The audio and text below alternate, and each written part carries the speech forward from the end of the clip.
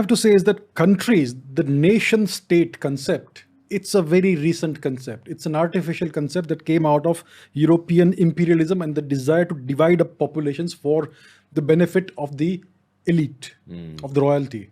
But if you look at the past 10,000 years of history, it's always been kingdoms and empires and dynasties. And today we are seeing a reversal to that sort of system slowly. If you look at China, it's again an imperial system. You can call Mr. Xi Jinping the president, but he's actually the emperor. Again, Mr. Putin, you can call him the president, but he's actually the Tsar of Russia. So we are slowly seeing a gradual reverting to that sort of system in certain parts of the world. So this nation state concept is a colonial European concept. It's not something that has been prevalent throughout history for thousands of years. And I suspect that within 50 to 100 years, we may be back to an imperial or a dynastic system in many parts of the world. And then India could become a civilization state, not a nation state. And then you could see a reunification based on the kind of leadership we have in our region. Yeah, I will come back to India. I just want to highlight one more nugget of information that I learned recently. So I spoke to someone who has invested a lot of money in startups in Africa, and Kavita Gupta, she's been on the show as well. And I asked her about Africa, about the nature of it as a continent. So she asked me if I've ever seen a map of Africa. And I said yes. So if you recall the map of Africa, so many of the borders are drawn straight. And the borders are drawn as boxes. What the fuck? Like, at least in India, the borders are drawn around main centers and a little bit outside, like Lahore and Amritsar for that matter, close to each other. Pakistan occupies that little landmass outside of Lahore. India occupies that little landmass outside of Amritsar, right? But they're close to each other. In Africa, they're drawn as straight lines. Even Africa was taken over by imperialists. Absolutely. And they've done worse shit to Africans than the British and the French and the Portuguese did to Indians. That's what we don't understand about African history. While these imperialists were leaving Africa, many of them haven't left yet. There's still a huge European influence in Africa. Like, I believe Belgium still sort of rules over the Congo in some aspect, if I'm not mistaken. Now, what they did in Africa was that they divided the countries in such a way that they were able to divide the same tribe into two separate countries. They broke up the tribes.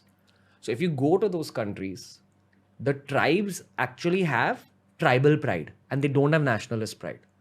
So say there's the same tribe which occupies the landmass between Nigeria, and I believe Cameroon is next to Nigeria, or Ghana is next to Nigeria. But the same tribe is divided into Nigeria and Ghana. They probably don't feel as much love for Nigeria as they feel for their own tribe, half of which is in Ghana. So it creates so many problems in the country. It creates civil war in the country because tribes then fight each other in the country. It's a really messed up system that the Europeans have left in Africa. And there's a lot of that tribal warring energy still present in Africa. You know, they connect to it saying, oh, I'm the Yoruba people, or I'm this people. Igbo. Yes. But I'm not like just Nigerian. And again, this is a great example of random lines that have been drawn on maps and said, oh, you're now Nigeria, you're now Ghana, when they're really the Yoruba people. And they should have had a Yoruba country, which is a kind of intersection of the two countries. Again, this is a very raw example of it. It's not the reality. I'm not sure if there's actual landmass that just belongs to Yoruba people. Might be right.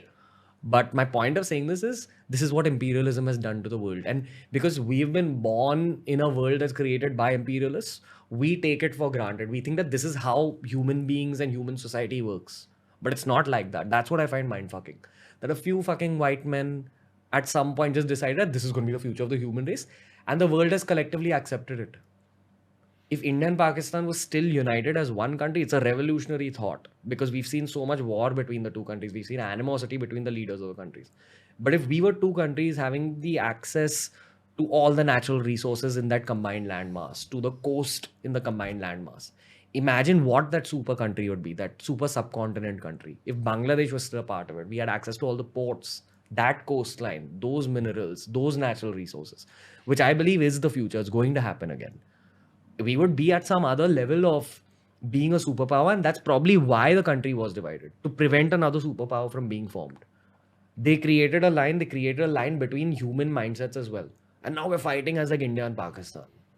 You know, there's so many Indians who have a lot of hate towards Pakistanis. I'm sure that's the same case with Pakistanis. They have hate towards Indians. But we're brothers and we're sisters, and that's what we need to go back to.